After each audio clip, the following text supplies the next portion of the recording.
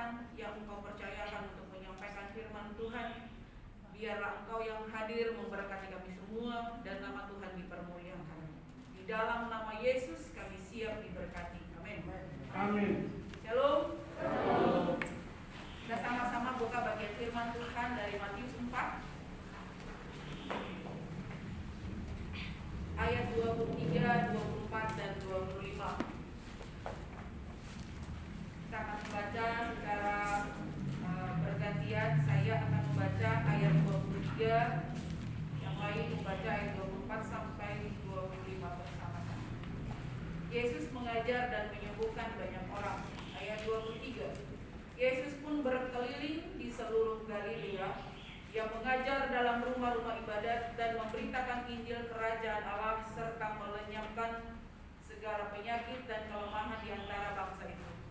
Maka tersiarlah berita tentang Dia di seluruh Syria, dan dibawalah kepadanya semua orang yang buruk keadaannya, yang menderita berbagai penyakit dan sengsara, yang kerasukan, yang sakit ayan, dan yang lumpuh. Lalu Yesus menyembuhkan mereka. Sama-sama.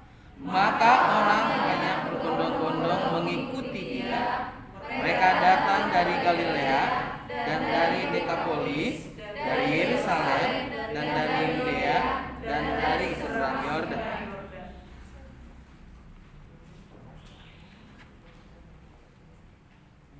Ya, hari ini kita akan belajar pada satu tema. Sedang sakitkah saya?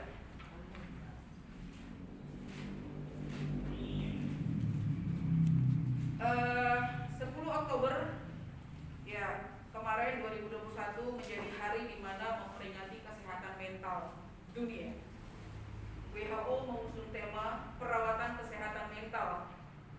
Mengapa WHO menyuarakan kesehatan mental bagi masyarakat dunia? Tentu adanya sebuah penelitian yang terus-menerus dilakukan. Ternyata ada banyak masyarakat dunia itu mengalami penyakit kejiwaan, penyakit mental, dan tentu dampaknya akan sangat memberi kepada satu kondisi yang berbahaya. Salah satu menurut penelitian WHO adalah orang yang mengalami depresi menyebabkan tingkat bunuh diri di dunia sangat tinggi sekali. Dan kemudian dengan berbagai persoalan-persoalan lainnya, teman-teman mahasiswa boleh searching di internet bagaimana WHO menyuarakan kesehatan mental dunia, masyarakat dunia, khususnya dengan situasi pandemi saat ini, bukan saja melanda Indonesia, tapi seluruh dunia. Akibat dari pandemi ini juga menyebabkan banyak sekali berbagai persoalan sampai kepada penyakit mental, penyakit kejiwaan.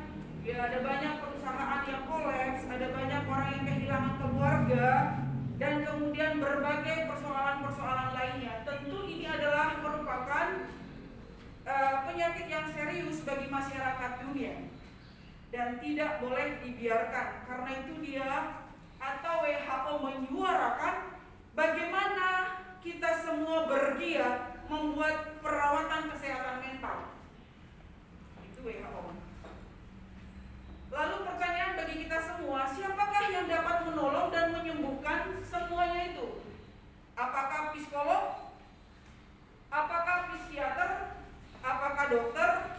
Apakah dukun? Apakah Tuhan? Ada banyak juga orang pergi ke psikolog. Waktu kita dirawat di mana? Di Wisma Atlet ya. Di Wisma Atlet itu saya bersyukur kita dirawat di sana. Ternyata di sana disiapkan psikolog, psikiater, hamba-hamba Tuhan. Ya, begitu semua pasien pandemi, pasien COVID-19 itu mereka sangat terbuka setiap hari ya, 24 jam, betul ya? Semua kita, bahkan saya sarankan kepada mahasiswa, coba tuh hubungi psikolog, mereka gratis. Kalau kita pergi sendiri ke psikolog itu bayar. 1 jam itu tergantung. Bayarannya 500, di atas 500 bahkan, hitungannya per jam. Nah ini ada psikolog gratis, psikolog rohani, coba datang. Konsultasi, sharing, mereka itu malah menawarkan diri. Termasuk saya sendiri juga menghubungi psikolog di rumah sakit Atlet itu, ngobrol gitu. Kita kita sharing bersama. Ya. Siapakah yang dapat menolong menyembuhkan semua persoalan ini? Ya. Tak jarang juga ada orang yang pergi ke dukun. Di era teknologi, di era zaman yang sudah maju sekarang, orang masih percaya dengan dukun. Orang masih percaya kuasa gelap. Makanya teman-teman yang datang dari kampung di sini, begitu kita pelayanan pribadi, masih banyak yang terikat okkultisme. Begitu dilayani, begitu kita berbicara, dan dampaknya apa? Dampaknya juga kepada apa? Penyakit jiwa. Kejiwaan yang begitu serius, dampaknya juga banyak sekali ya di sini. Makanya spatiologi di sini tidak mudah. Kenapa tidak mudah saya katakan? Teman-teman datang ke sini tuh dengan berbagai problem keluarga, problem diri sendiri, mau suruh penginjilan. Kalau tidak selesai masalah pribadi itu sulit mengerti panggilan Tuhan. Sebabnya dari awal saya selalu memulai dengan apa? Pertobatan. Lahir baru, pelayanan pribadi. Bicara satu persatu ini butuh waktu yang panjang. Karena untuk mendeteksi hidup kita itu tidak segampang yang kita bayangkan. Membangun trust kepada teman-teman itu tidak mudah. Makanya saya selalu sarankan kepada semester 1 harus bertobat, harus lahir baru dulu, maka baru bicara penginjilan. Tidak akan mungkin kita bicara penginjilan kalau diri kita tidak mengalami pertobatan, pembaharuan. Bersyukur teman-teman kemarin sudah dilengkapi Kairos. Sekarang juga sedang dilengkapi oleh penginjilan. Bahkan hari ini sudah ada yang pelayanan keluar menjangkau suku orang-orang muslim di daerah. Ada 2 anak yang kita utus untuk hari ini ke lapangan mempraktekkan apa yang sudah didapatkan. Ini semua adalah mengacu misi daripada sebuah sekolah teologi maupun gereja, bahwa kita diutus untuk memberitakan Injil. Karena itu kita perlu mempersiapkan diri. Kalau ada yang sakit perlu disembuhkan. Karena kalau sakit tidak mungkin kita bisa konsentrasi mengerti panggilan Tuhan. Jadi pertanyaannya tadi, sedang sakitkah saya? Dalam teks ini mari kita lihat apa kaitannya dengan firman Tuhan hari ini. Yesus sedang berjalan di Galilea di antara orang-orang Yahudi, ya, yaitu adalah orang-orang Yahudi yang tidak percaya kepada Mesias. Jadi konteks ini, cerita ini adalah posisi di mana Yesus berada di Galilea dan semua penduduknya itu adalah keturunan orang Yahudi, tetapi keturunan Yahudi yang tidak percaya kepada Mesias. Lalu yang kedua adalah orang-orang Yahudi yang sedang menantikan kedatangan Mesias yang dijanjikan dalam perjanjian lama. Ya kan dijanjikan ya bahwa akan datang juru selamat, seorang raja gitu ya. Lalu yang ketiga adalah cerita ini merupakan mukjizat pertama dalam pelayanan Tuhan Yesus. Kalau kita lihat dalam pasal sebelumnya adalah Yesus berpuasa 40 hari 40 malam ketika dia mempersiapkan diri masuk dalam pelayanan. Karena Yesus tahu bahwa ketika dia nanti masuk pelayanan ada banyak tantangan, ada banyak masalah. Satu contoh yang disebutkan dalam Matius 4 adalah pencobaan di padang gurun itu bicara tentang apa? Bicara soal perut, bicara soal pengaruh, bicara soal jabatan. Nah, kegagalan banyak hamba Tuhan dalam menjalankan misi Tuhan adalah persoalan ini. Karena itu Yesus sebelum masuk dalam pelayanan dia memberikan teladan, memberikan contoh. Dia berpuasa 40 hari 40 malam, menyelaraskan visi dan kehendaknya kepada kehendak Bapa, agar dalam panggilan yang diemban itu mengerjakan tugas yang sesungguhnya. Dan cerita hari ini adalah merupakan mukjizat pertama dalam pelayanan Tuhan Yesus.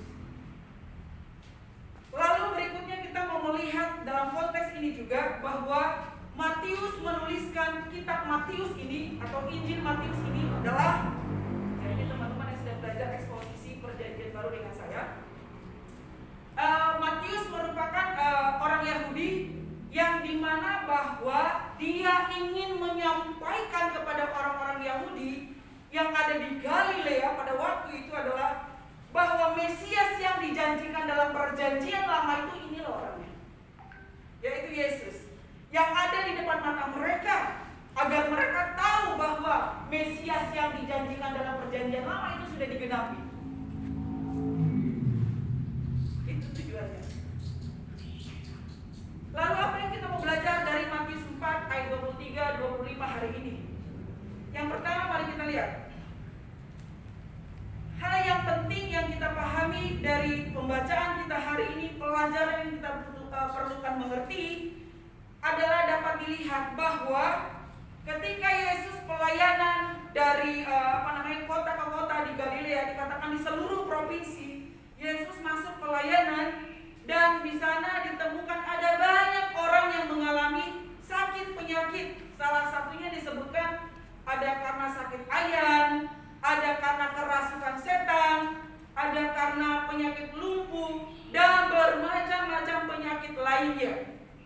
Itu yang ditemukan oleh Yesus pada waktu dia pelayanan dan dia dari kota ke kota, dari desa ke desa.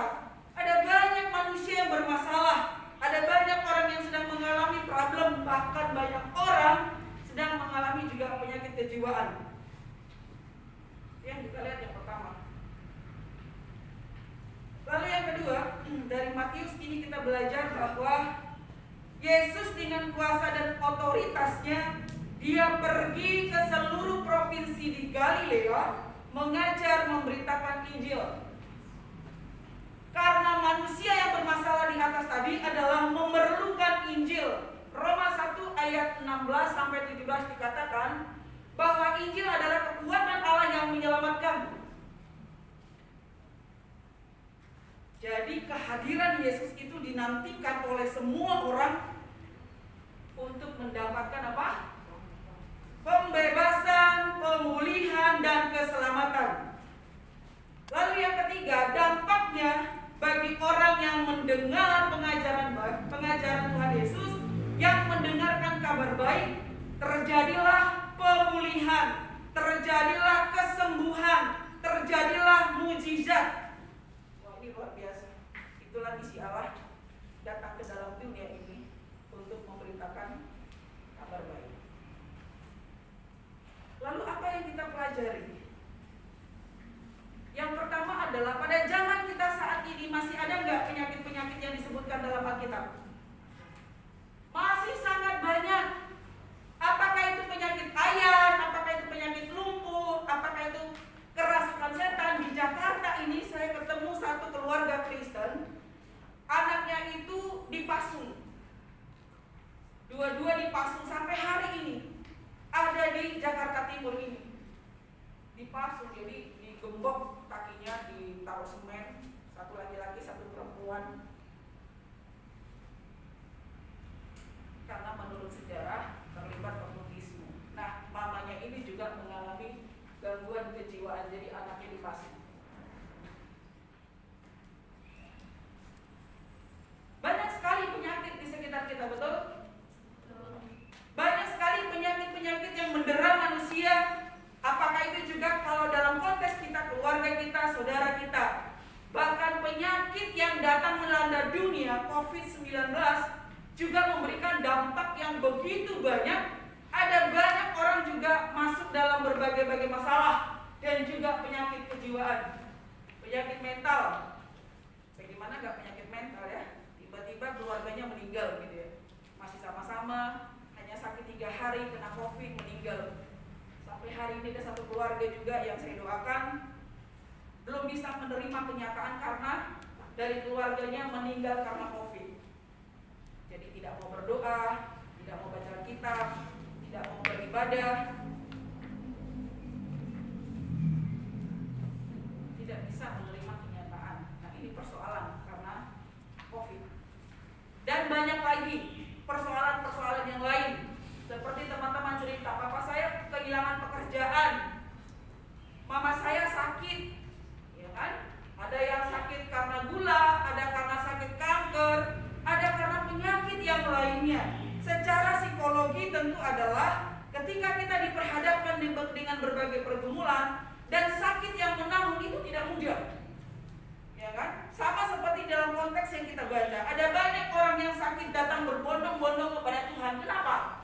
Karena mereka penyakitnya itu bukan sehari dua hari, tapi penyakit mereka itu sudah terlalu lama dan membuat mereka itu mengalami satu kondisi yang stres, depresi. Ya, sudah pergi ke sana nggak sembuh, sudah pergi ke sana nggak sembuh. Makanya ketika mendengarkan berita tentang Yesus yang adalah Dia punya kuasa menyembuhkan, banyak banget orang datang. Banyak sekali orang berbondong-bondong untuk mendapatkan kesembuhan.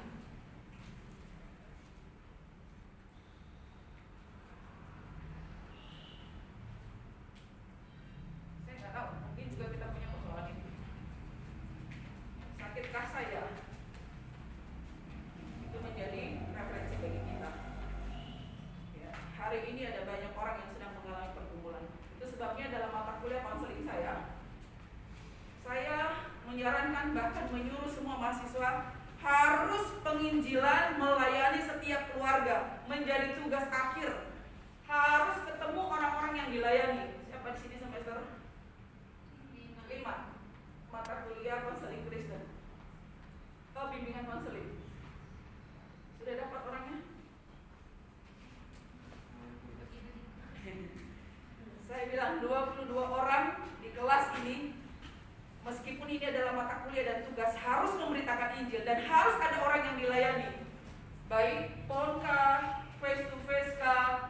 Ya, sebab di luar sana ada banyak orang yang menantikan kita, atau di luar sana ada banyak orang yang sedang mengalami pergumulan, mengalami ketersesatan, mengalami depresi, mengalami tekanan, mengalami banyak hal karena faktor kehidupan ini.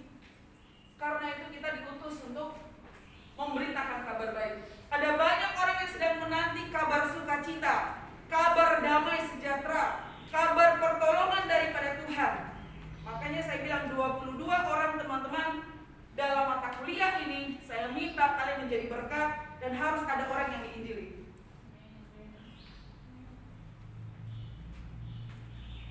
Yang kedua, dengan situasi dan persoalan yang ada di dalam Alkitab yang kita baca hari ini, demikian juga hari ini di era kita, di zaman kita, kita juga pasti punya pergumulan. Ada banyak orang yang mengalami sedang sakit, tetapi obat yang paling ampuh itu adalah obat apa?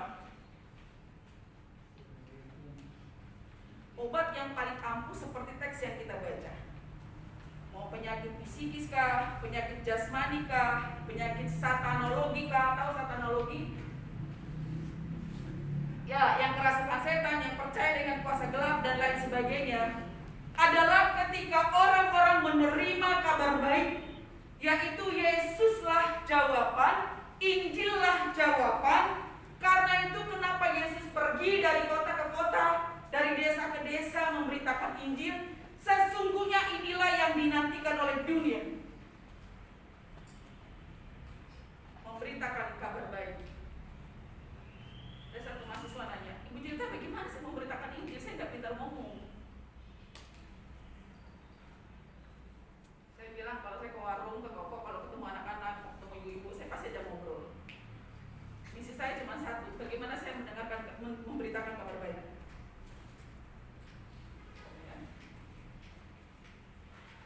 Ada anak kecil di sini, dia pakai apa sudah namanya, yang silver, manusia silver itu ya.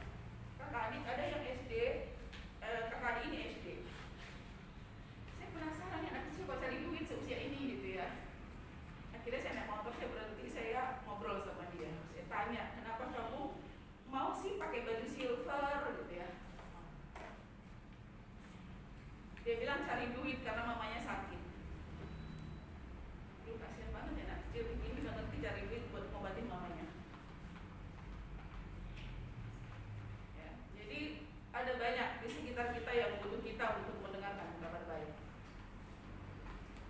Ini yang kita belajar yang kedua, bahwa jawaban dari seluruh persoalan pergumulan hidup, penyakit yang dialami oleh manusia, meskipun ada dokter, meskipun ada psikiater, meskipun ada psikolog, tetapi tabib yang paling ajaib adalah dikatakan apa?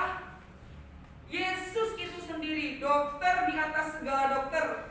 Dialah yang memberikan jawaban dan pertolongan yang dapat membebaskan kita semua. Dan kita semua juga dalam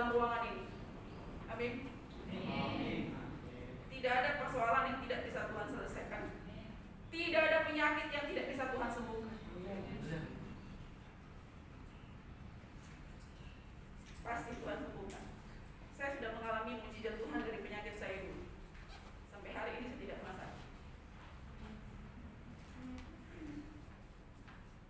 Perenungan dan refleksi bagi kita menjawab tema hari ini. Sedang sakitkah saya? Saya nggak tahu. Sakit itu bukan hanya sakit secara jasmani ya. Sakit secara kejiwaan, mental, ya banyak tentunya. Karena tugas, ya karena keuangan, karena keluarga, karena apapun, ya. Seperti Opung tadi bilang, jadi kita nggak fokus. Hari ini firman Tuhan mengingatkan saya, mengingatkan kita semua, dan menjadi perenungan refleksi yang dalam sebagai orang percaya. Benarkah saya sakit atau sedang sakitkah saya? Sebab banyak orang mengaku orang Kristen, takut akan Tuhan, ternyata juga sakit, bermasalah.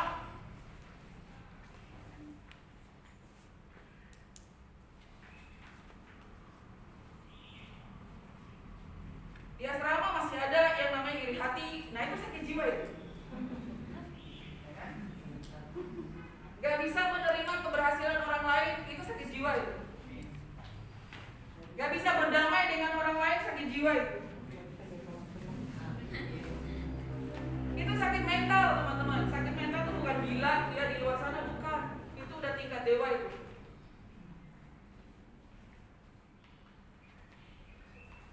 Karena idealnya tadi, kehadiran kita yang tadi bahwa Yesus sedang menyembuhkan saya harus menyembuhkan orang lain, betul? Tapi kalau saya percaya Yesus tapi saya tidak bisa menyembuhkan orang lain, berarti saya sedang sakit. Nah kalau sakit ini biasanya kan butuh perhatian, ya betul nggak? Kalau nggak diperhatikan, bilang, saya nggak diperhatikan. Ibu cerita ini nggak perhatikan saya, tersinggung lah, macam-macam sudah. Ya, ini persoalan yang kadang-kadang kita tidak sadari maksud saya. Dalam kehidupan kita lepas hari ya, kita nggak sadari dan ternyata itu menjadi penyakit yang justru membuat kita jadi antisosial lah, ya macam-macam. Nah ini yang Tuhan ingatkan kepada kita melalui firman Tuhan hari ini, bahwa apapun penyakit kita, apapun persoalan kita, apapun pergumulan kita, bahwa Yesus adalah satu-satunya jawaban. Makanya saya selalu bilang, carilah dahulu kerajaan Allah dan kebenarannya. Teman-teman, saya minta bahwa untuk setiap pagi itu merenungkan firman Tuhan. Ada yang sudah lapor saya, buku renungan saya sudah habis dicerita. Saya harap itu buku diisi benar-benar ya, bukan karena tuntutan peraturan. Satu pengakuan dari Daud, kita tahu Daud, dia adalah orang yang beriman luar biasa. Mazmur 138 ayat 8. Meskipun dia punya jabatan, dia punya uang, punya segalanya, tapi Daud mengerti betul bahwa yang bisa menyembuhkan dia, menolong dia, memulihkan dia adalah hanya Yesus. Makanya dia punya pengakuan, dia akan menyelesaikannya bagiku. Itu pernyataan iman. Yesus datang ke dalam dunia dan mati di atas kayu salib. Artinya karena Yesus tahu tidak ada satu manusia pun bisa keluar dari persoalan dengan cara kekuatannya sendiri. Mau dia pergi ke dokter, mau dia pergi kemanapun, artinya adalah bahwa Yesuslah yang punya otoritas tertinggi untuk memahami, memulihkan, bahkan menolong kita. Sampai dia mati di atas kayu salib. Makanya dia mengundang kita. Coba kita baca Matius 11 ayat 28 dan 29. Silakan boleh baca salah satu.